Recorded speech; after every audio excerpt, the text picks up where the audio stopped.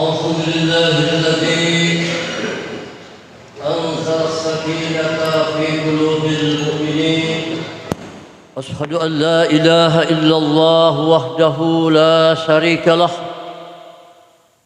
وأشهد أن محمدا عبده ورسوله لا نبي بعده.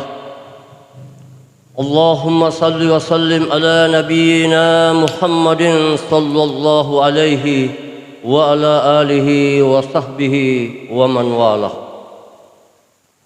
حسبنا الله ونعم الوكيل، ولا حول ولا قوة إلا بالله.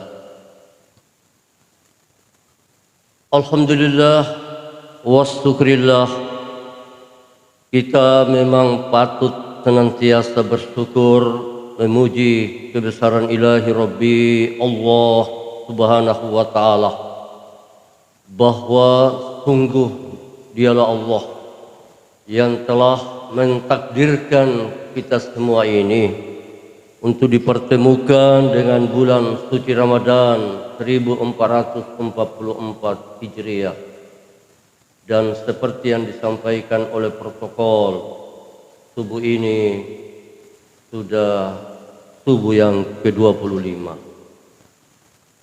Salam dan salawat kita juga sampaikan kepada Nabiullah Muhammad sallallahu alaihi wasallam, bahwa dengan kecintaan beliau kepada kita semua ini umatnya, sehingga jauh sebelum memasuki bulan suci Ramadan kita sudah dituntun dengan doa.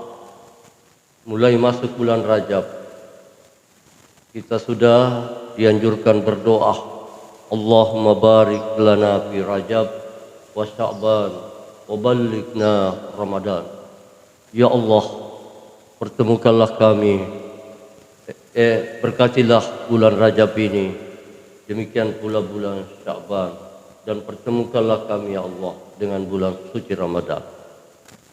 Begitu masuk menjemput awal Ramadan, kita dipandu lagi dengan doa, Allahumma ahillahu alaina bil amni wal iman wassalamati wal islam, Rabbi wa rabbukallah hilalu rusdin wa khair. Ya Allah, jadikanlah bulan Ramadan ini bulan yang memberi keamanan, wal iman, bulan yang akan memperkokoh keimanan saya, wassalamati wal islam, bulan yang akan memberi keselamatan, dan sekaligus bulan yang akan memperkuat keislaman saya. Rabbi wa rabbukallah hilalu rusdin wa khair. Tuhanku dan Tuhanmu wahai bulan Ramadan adalah Allah. Engkau adalah bulan yang membawa petunjuk dan bulan yang membawa kebaikan. Itulah sebabnya maka Rasulullah sallallahu alaihi wasallam bersabda, "May yuridullahu bihi khairan falyufaqihu fid-din." Barang siapa yang dikehendaki oleh Allah Subhanahu wa taala untuk mendapatkan kebaikan, maka baginya akan dibukakan pintu hatinya untuk menerima, untuk memahami, yufaqihu fid-din, memahami agama Allah. Apalagi saya yakin di masjid Cengho ini silih berganti dai muballigh memberi tausiah, ceramah, pencerahannya kepada kita. Tarawih subuh, dan subuh kali ini baru pertama kali saya tampil di mimbar masjid ini. Saya sempat bertanya kepada saudara kami Muhammad Sulaiman Ghazal, dari mana jamaahnya di sana? Saya biasa singgah di sini salat-salat zuhur, asar, maghrib kalau kebetulan di jalan. Saya lihat bukan kompleks, rumah juga jarak. Saya banyak Ustaz. Saya bilang rata-rata banyak orang Tionghoa. Dibilang campur-campur. Saya bayangkan wajah-wajah Tionghoa yang banyak ya. Ya, Saya bilang, bagaimana? Dia bilang, tidak, seperti biasa. Soalnya ya maklumlah, inilah ceramah ta'aruf ini. Saya jauh tempat tinggalnya, Pak. Saya bilang, ceramahnya ba'da subuh atau sebelum subuh? Dibilang ba'da subuh, Ustaz. Yang penting cepat-cepat mampu, karena jauh itu. Dan memang betul jauh. Saya kan tinggal di perbatasan sana, di pondok pesantren Darul Aman, di belakang Coca-Cola, hampir perbatasan Mandai. Ini sudah masuk goa, jadi dari ujung ke ujung. Syukur ada jalan tol layang yang menghubungkan sehingga bisa cepat. Baiklah, insyaallah. Saya juga bingung materi apa yang saya harus bawakan. Tidak ada buku yang ditunjukkan sehingga bisa dilihat-lihat apa yang sudah dibahas. Saya hanya terinspirasi dengan itikaf. Saya mulai masuk bertanya, ada itikaf di sini, Pak? Dia bilang, oh iya. Wah, inilah yang luar biasa ya. Dan inilah salah satu sunnah Rasulullah yang sesungguhnya hampir dilupakan oleh umatnya. Tapi alhamdulillah di Ramadan tahun ini sudah berapa masjid yang bangkit menghidupkan sunnah itikaf ini. Ada masjid Sihatul Iman di Bantai, ada masjid di Mamajang, ya masjidnya Muhammadiyah Nurul Da'wah. Ada masjid di daerah BTP belakang Pasar Sentral. Ada beberapa lah masjid. Dan alhamdulillah saya saksikan di masjid ini luar biasa. Ya, mudah-mudahan bisa materi itikaf ini yang dilaksanakan baca Al-Quran seperti yang disampaikan oleh seorang ulama besar, Al-Imam Hasan Al-Basri. Beliau menjelaskan tentang bulan suci Ramadan sebagai Syahrul Quran, bahwa satu-satunya bulan dari 12 bulan Qamariyah, kata beliau, yang langsung disebut oleh Allah dalam Al-Quran yaitu bulan suci Ramadan.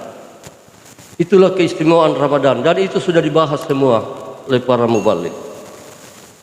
Syahrul Ramadan allazi unzila fihil Quran.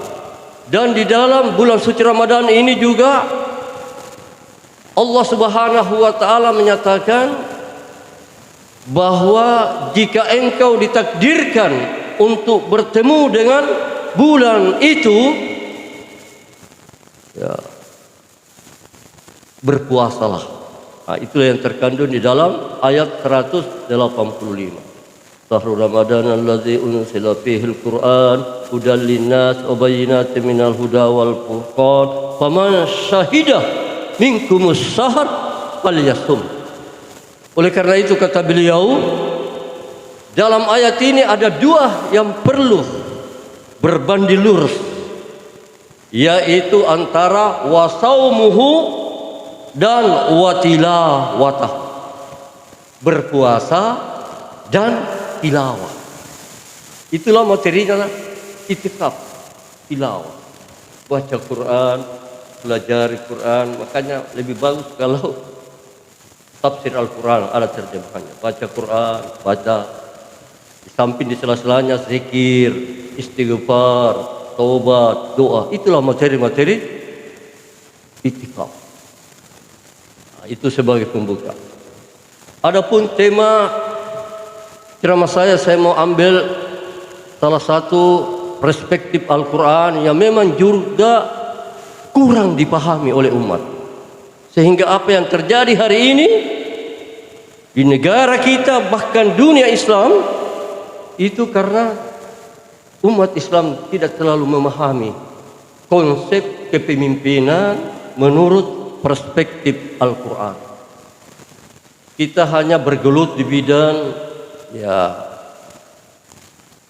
ubudiyah semata-mata, yang rutinitas, salat, puasa, haji, itu yang terus berputar. Bahkan termasuk ibadah-ibadah wajib sunnah, hitungan rakaatnya itu terus yang berputar-putar. Tapi ada satu aspek dalam kondisi secara utuh sesuai dengan panggilan Allah, uduhulu pistil mikafa, kafanya ini yang kurang diberi pencerahan kepada umat. Itulah yang saya mau angkat pada subuh hari ini. Bagaimana kepemimpinan itu menurut perspektif Al-Quran? Saya teringat Pak, di tahun 2017 pernah datang seorang ulama besar di Indonesia. Tepatnya di bulannya saya kurang hafal, tahunnya saya hafal betul, 2017 di Keramat Raya 45 di markasnya Dewan Dakwah Islamiyah Indonesia, Masjid Al-Furqan. Kedatangan seorang ulama yang berkaliber dunia, yaitu Dr. Yusuf Al-Qaradawi. Beliau ini teman akrab dengan almarhum Dr. Muhammad Nasir, mantan Menteri Perdana Menteri, pernah Menteri Penerangan, pernah jadi Ketua Partai Islam Masyumi. Dialah yang melahirkan NKRI ini, Musik Integral Negara Kesatuan Republik Indonesia pada 4 April 1955. Beliau menyatakan bahwa sejak Allah Subhanahu wa taala menciptakan dunia ini bersama dengan seluruh isinya, khususnya manusia, maka engkau akan melihat dan menyaksikan sebuah pertarungan yang tidak akan pernah berhenti sampai dunia kiamat, yakni pertarungan antara yang hak dan yang batil. Itulah yang kemudian diisyaratkan oleh Al-Quran yang diangkat oleh beliau Allah di surat Al-Baqarah 157. Allahu waliyul ladzina amanu yukhrijuhum minaz zulumati ilan nur. Allah adalah pemimpin kalian, pelindung kalian, pemandu hidup kalian. Karena Allah akan mengeluarkan kalian, menarik kalian dari zulumat kepada cahaya keimanan, tauhid.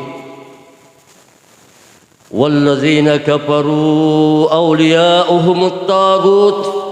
Sedangkan orang-orang kafir pemimpinnya itu adalah para tagut.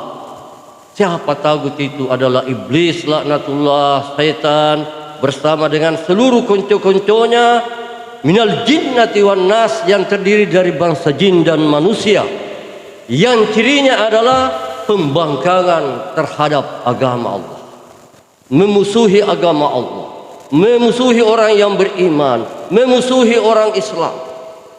Kalau ini pemimpin kita, pelindung kita, yakhrijunahum minan nur ila zulumat, dia akan tarik kita dari keimanan, ketauhidan kepada kesesatan.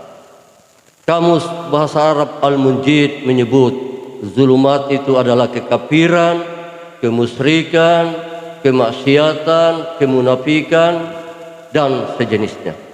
Sedangkan dalam teori ilmu-ilmu sosial disebut zulumat itu adalah kapitalisme, liberalisme, ateisme, komunisme, sosialisme, isme-isme lainnya, semua yang menantang syariat Allah yang dibawa oleh para rasul dan para nabi. Itulah yang kemudian disebut al-haq. Ma huwal haq? Yang mana yang al-haq itu, Ustaz?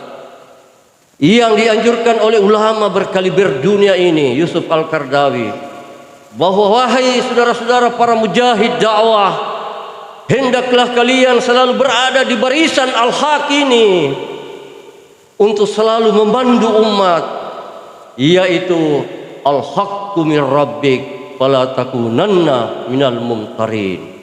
Kebenaran itu adalah datangnya dari Tuhanmu, dan itulah yang dibawa oleh para rasul dan para nabi, dan terakhir Nabi kita Muhammad sallallahu alaihi wasallam.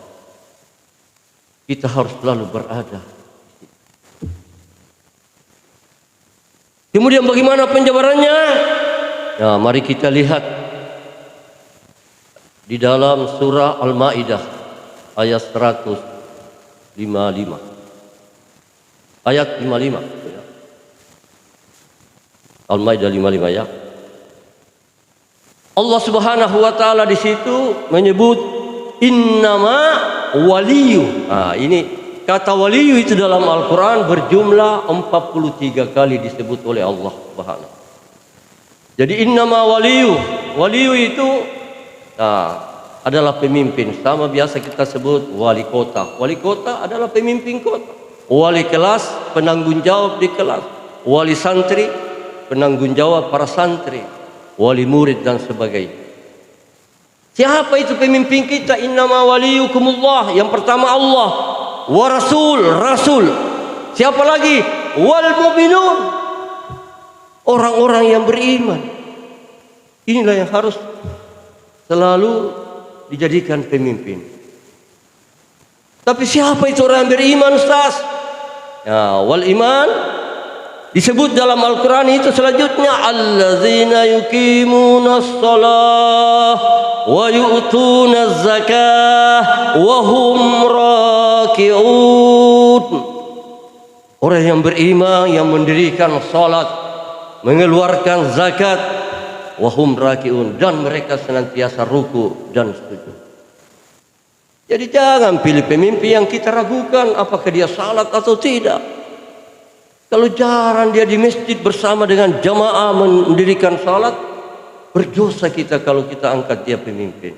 Apakah di eksekutif maupun di legislatif, di yudikatif dan sebagainya. Dan inilah kesalahan fatal kita umat Islam hari ini. Lihatlah kondisi hari ini. Seperti apa yang dikatakan oleh salah seorang pimpinan ormas Islam di jabatan pertamanya Haidar Nasir, beliau mengatakan bahwa hiruk pikuk yang terjadi di negeri ini, kegalauan yang terjadi di negeri ini, serba persoalan, banyak masalah di negeri ini karena kepemimpinan di negeri ini dikelola secara ugal-ugalan. Belum lagi Amin Rais mengatakan bahwa kepemimpinan di negeri ini dikelola secara zalim. Bahkan ada intelektual muslim, seniman muslim mengatakan ini salah satu ciri kepemimpinan Fir'aun. Ini karena kita melanggar perspektif Al-Quran. Sehingga warakiun wahum rakiun itu menurut penjelasan ulama tafsir Ibnu Katsir yang dikatakan di sini wahum rakiun ialah orang yang beriman, orang yang salat, orang mengeluarkan zakat, berinfak, bersedekah, banyak membantu para du'afa, banyak membantu orang-orang yang miskin, orang terlantar, menegakkan keadilan. Tapi lebih dari itu, wahum rakiun, kata beliau, adalah orang yang senantiasa taat, tunduk dan patuh terhadap aturan-aturan Allah, syariat Allah. Itulah yang harus jadi pemimpin.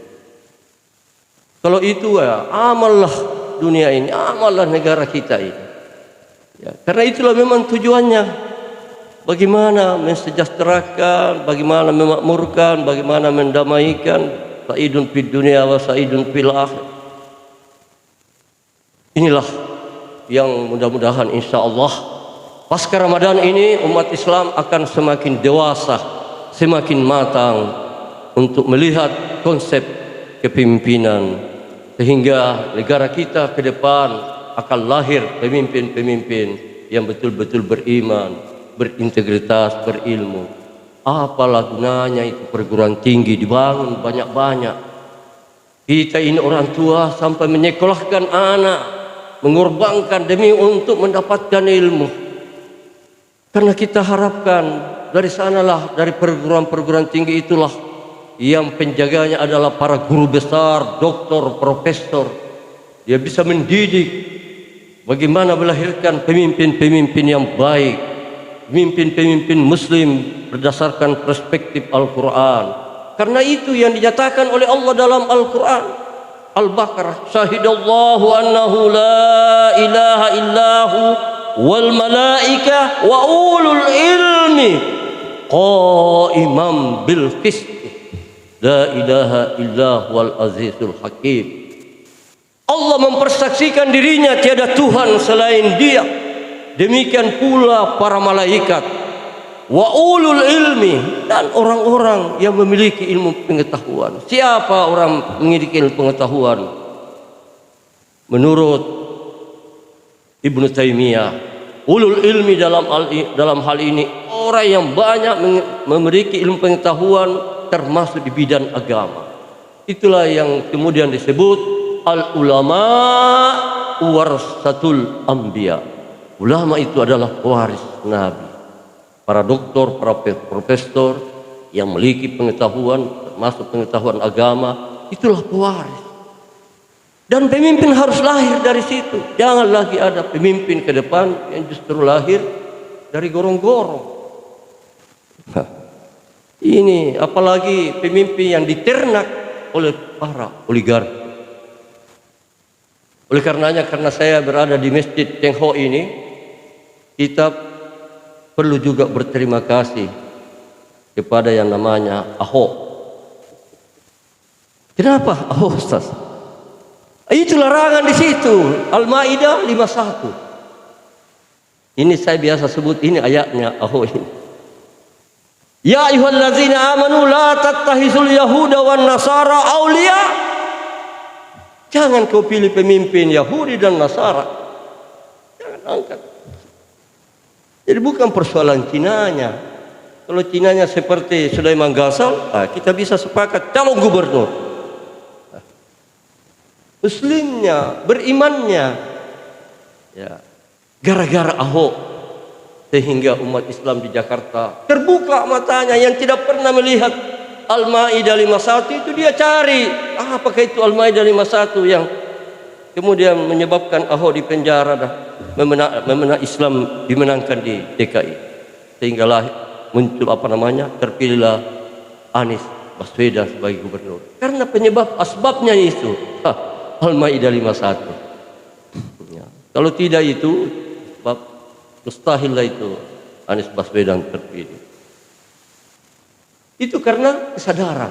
Jadi kalau orang sadar, umat Islam sadar, buka Al-Quran, baca Quran, paham, insyaallah ya, pemimpin ke depan ini akan bisa kita temukan orang yang berintegrasi, orang siddiq, amanah, tabligh, dan fatan. Ya, inilah yang sempat saya sampaikan pada subuh hari ini. Ya, mudah-mudahan ceramah ta'aruf ini ya bisa menginspirasi kita semua di dalam menghadapi masa-masa kita ke depan. Karena terus terang saja situasi ke depan ini sangat luar biasa. Saya ini Pak 2 periode berdakwah lewat jalur politik. Karena saya 2 periode jadi anggota dewan provinsi. Kalau sekarang bagaimana Ustaz? Saya sekarang ini berpolitik lewat jalur dakwah.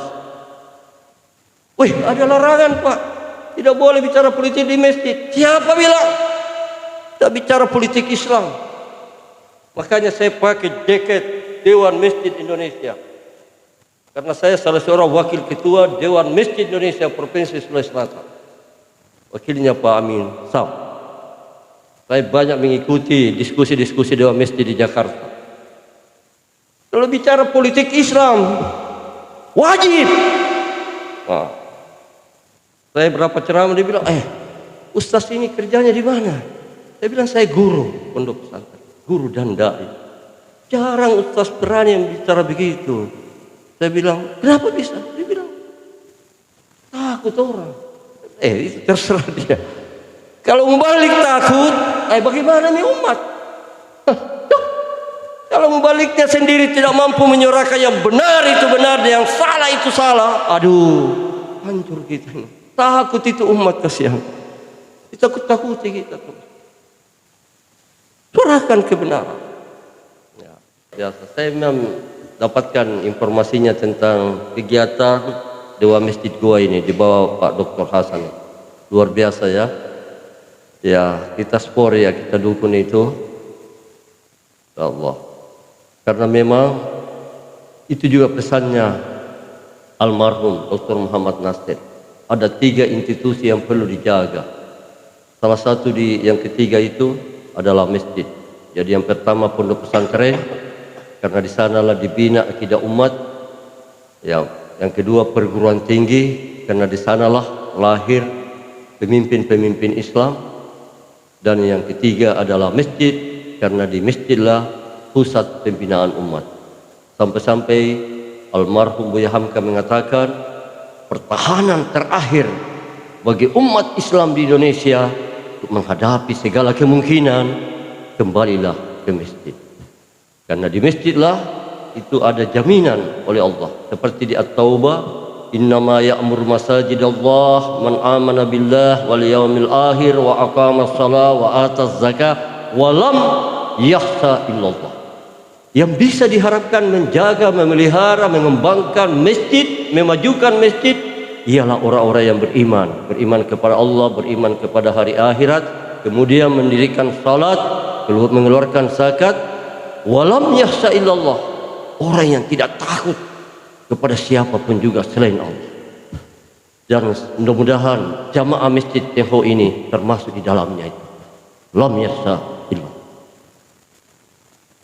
Ini yang susah didapatkan sekarang, karena itu tadi ada dai yang takut menyerahkan kebenaran. Ya. Jadi yang dilarang itu, yang kita edarkan dari Dewan Masjid, membawa bendera politik praktis. Nah, itu yang dilarang. Seperti mengkampanyekan partai, mengkampanyekan orang tertentu, tetapi menjelaskan bagaimana petunjuk, isyarat, kriteria tentang kepemimpinan, justru itu wajib supaya umat tahu.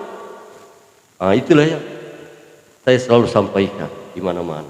Kriteria itu. Siapapun kalau dia memiliki kriteria itu, ternyata seandainya Ahok juga memiliki kriteria itu, dia cepat bertobat, lalu dia dapat hidayah, dia masuk Islam, luar biasa. Dia dirikan salat, dia persoalan akhlaknya ya nanti dibinalah oleh masjid Tengho. Luar biasa.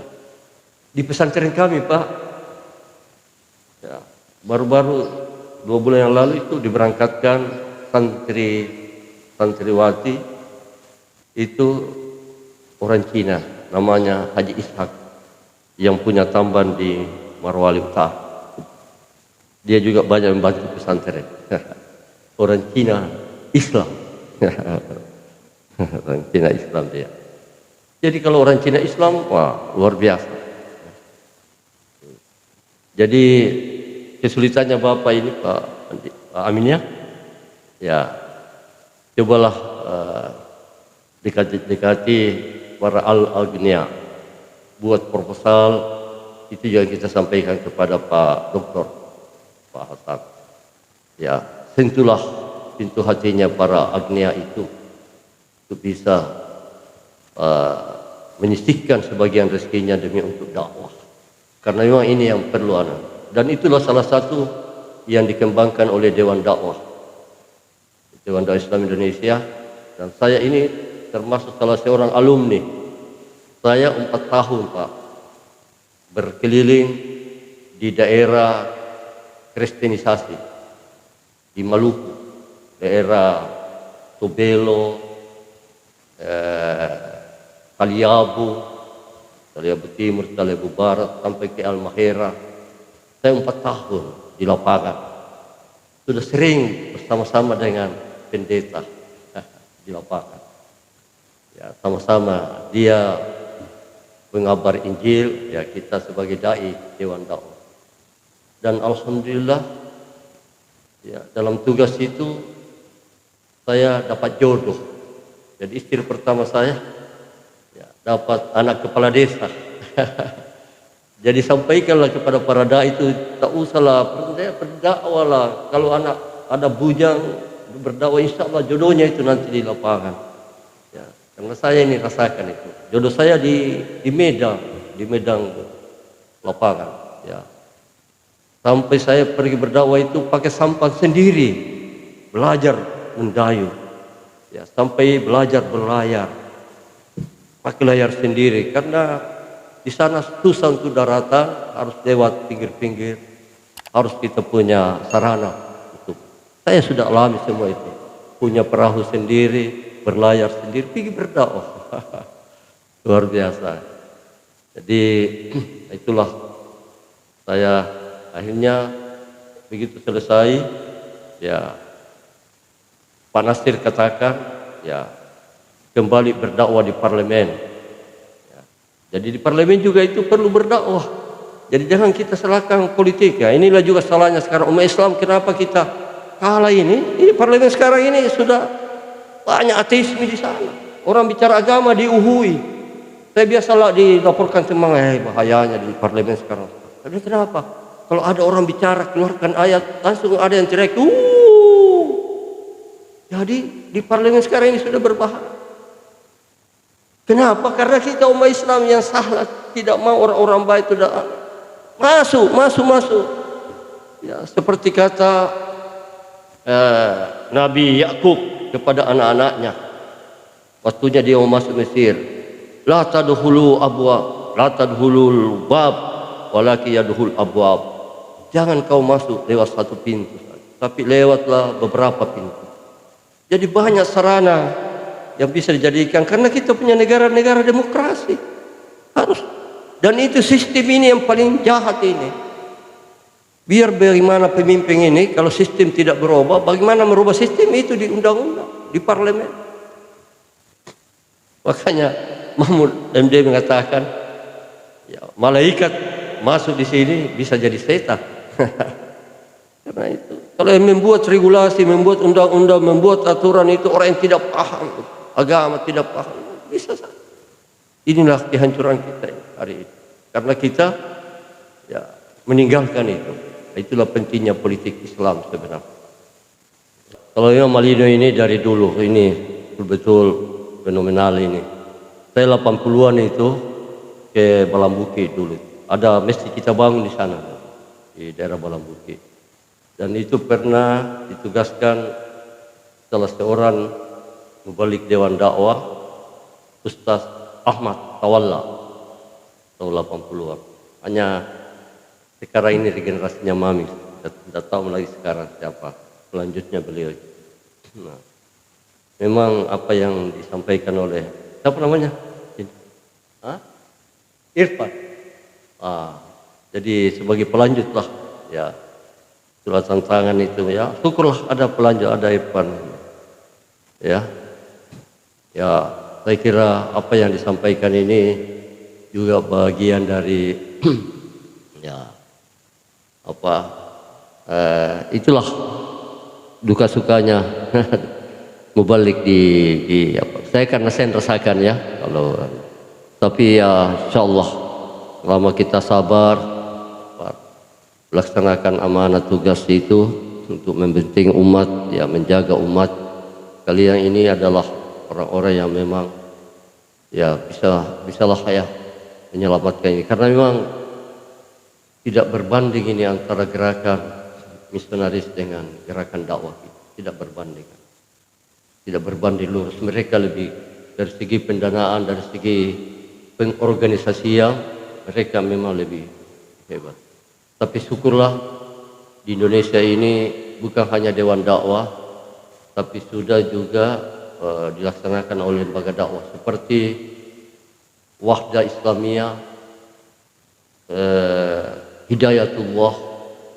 Itu saya masih sempat saat-saat saya mau berakhir tugas, masih sempat ketemu mubalik dari Hidayatullah yang ada, ketemu saya di lapangan di Teluk Bentuni, ya, daerah Papua Barat sana. ketemu di Teluk Bentuni luar biasa dari hidayatullah. Jadi dari Wahda juga saya dengar istiqamah, ya syukurlah. Dan Sulawesi Selatan ini memang goa ini jadi sasaran juga ya. Salam sama teman-teman aktivis dakwah ya. Insyaallah apa yang disampaikan kita akan bicarakan kalau ada rapat di Dewan Masjid. Saya kira itu ya. Saya kira ya mudah-mudahanlah Ramadan kita ini, ya Allah, saya melihat jamaah Masjid Cheng Ho ini sebagai pusat kegiatan umat. Inilah masjid sebagai benteng pertahanan perbatasan Makassar Goa ini. Ya. Mudah-mudahan dari sini dakwah tersebar. Insyaallah mudah-mudahan Allah Subhanahu wa taala senantiasa membuat kita semua konsisten istiqamah untuk berada di barisan al-hakim, barisan pejuang-pejuang pelanjut risalah para nabi dan para rasul. Saya kira itulah nasru minallah wa fathun qarib. Wassalamualaikum warahmatullahi wabarakatuh. Persembahkan oleh Yayasan Haji Muhammad Cheng Ho Sulsel dan Takmir Masjid Muhammad Cheng Ho Goa.